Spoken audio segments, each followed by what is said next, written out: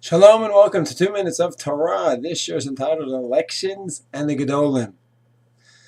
Very, very delicate topic. Elections, delicate topic.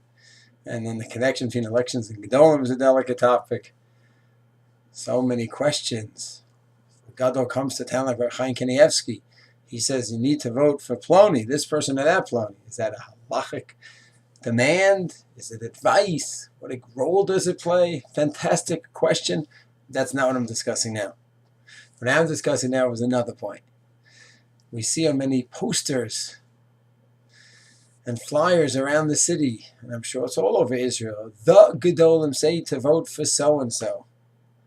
And that term to me is what I'd like to just mention. What does it mean, the Gedolim? And that has a list of Gedolim.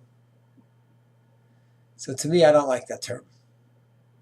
Unless, of course, it says the Gedolim and includes every single Gadol Yisrael from all the different camps, Datilami, Hasidish, the Mizrahi world, the Sephardic world, the Lithuanian world. And I don't think such a thing exists, but all of them agree on one candidate. So that's not what the term and the flyers mean. The Gedolim is referring to 150 Gedolim. Rather, the Gedolim is referring to the specific group mentioned below, beneath on the flyer. And to me, I take issue with that line. I don't like that line.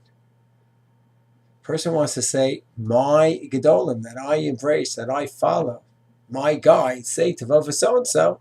Okay, that's a true statement. As I said, what are the halachic and ethical ramifications is not the discussion. I'm referring specifically to the title, the Gedolim. As far as I understand, there are many, many, many Gedolim in Israel. They don't all agree on different topics, and that's fine. Hilon Shammai didn't. Rav and Abaye didn't. Ravina Rav Ashi didn't. Moshe and Aaron in the Torah had an argument. Nothing wrong with arguments. To me, what's wrong is that a person is on one side of the argument, and he feels that the only Gadol, the only Gedolim are those people on that one side of the argument. And someone, or some Gadol, or some Gedolim that are on a different side of the argument, well, they're not Gedolim. Now, what's the proof? Because they don't have the right ideas. How do I know they don't have the ideas? Because they're not agreeing to my Gedolim, and that's the Gedolim. We need to go ahead and understand there's been arguments, halachic, healthy arguments, hashkafic, philosophical arguments for thousands of years, from the Torah and down. There's nothing wrong with an argument. And there's nothing wrong with a person going ahead and embracing his Rav, his Gadol, his Posek. Not only is it all right, it's proper. Asel harav. Have your Rav. But don't have your Rav and dismiss every other Rav. Don't have your Gedolim and those become the Gedolim. It's my group of Gedolim that I embrace. So a simple question. Very nice, Danny Myers, but what's the criteria for Gedolim?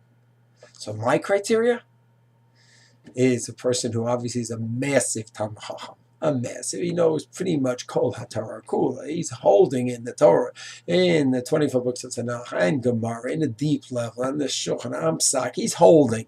Is there a specific definition of what does it mean he's holding? No, he has a very good grasp on the Torah. That we all agree. Tremendous in the breadth and the depth of the Torah. He has that. He's a big tzaddik, kind to everyone. Makabel to call Adam save upon him. Yahweh is kind, he's gentle, he's wise, obviously anchored in the halacha. But here comes a difficult point. What about his Torah views? There's always interesting topics that come up each generation, controversial topics. Where's he at with that? So for me, when it comes to philosophical beliefs, I have a simple litmus test.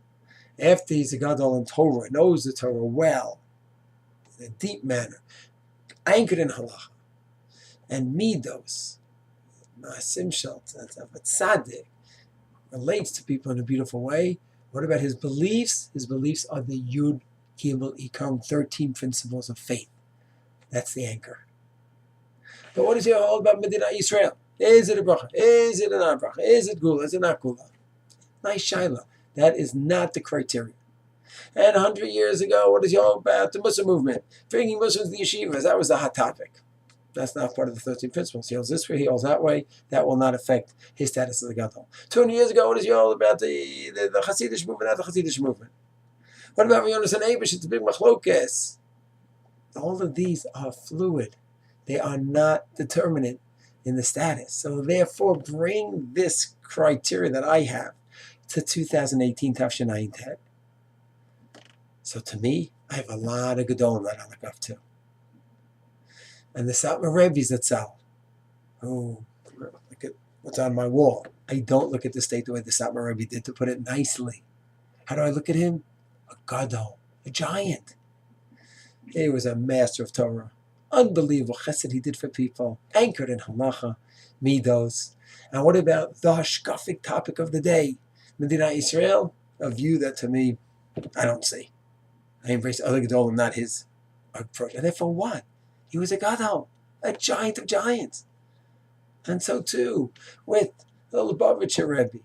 And so too with Rav Shach, and Rav Soloveitchik, and Rav Dov Lior from Chevron Kiryat Arba, and Rav Lichtenstein, and Rav Soloveitchik, and Rav Kamenetsky, and Rav Kotler. And what about Rav Kotler and the Rav? The Rav Soloveitchik, Yeshiva University. You think Rav Aaron Kotler would have had Lakewood University? Not a chance. Big argument between them. But they're both anchored in all the criteria that I had, that I mentioned. And they argued over a very big issue. Can you have secular studies under one roof with the yeshiva? Unbelievable argument. But those arguments come and go. So while I have a very extensive list of Gedolim, some of my holy brothers, I think, have a more limited list. That they have to know Torah, Igul Ikarim, Halacha, but they also must subscribe to a very specific Das Torah of what's considered the Das Torah of that generation. And to me, I disagree with that. And when it results in saying, the Gedolim say to vote for this, the Gedolim say this, and there's no regard for other giants, to me, that's not a healthy approach. And that is not Avat Chinam. Unfortunately, it might be something very much the opposite. Excluding groups and Gedolim, giants in Torah, because they don't have exactly your Das Torah, not a mistake we should be making. 2,000 years we're in God, we don't, not Galus, I think we're in a process where we're getting out of it, Baruch Hashem, in my opinion, but we don't have the Mikdash, we don't have the Gula yet, maybe the beginning. And one of the reasons we know from Chazal is the Sinat Chinam, where we just dismiss other people. And the Tziv says it means we dismiss other Gedolim. And I think we have to be careful. It's two different approaches of how we categorize the Gedolim. I have a much more extensive one, expansive one. Others have a much more limited one. Personally, I would like to have a more expansive one. I think that is the way to go, in my humble opinion. And in Miyaz Hashem, we have a lot more Ava and Achva, closeness, and Achdut in Klal Yisrael. Shalom.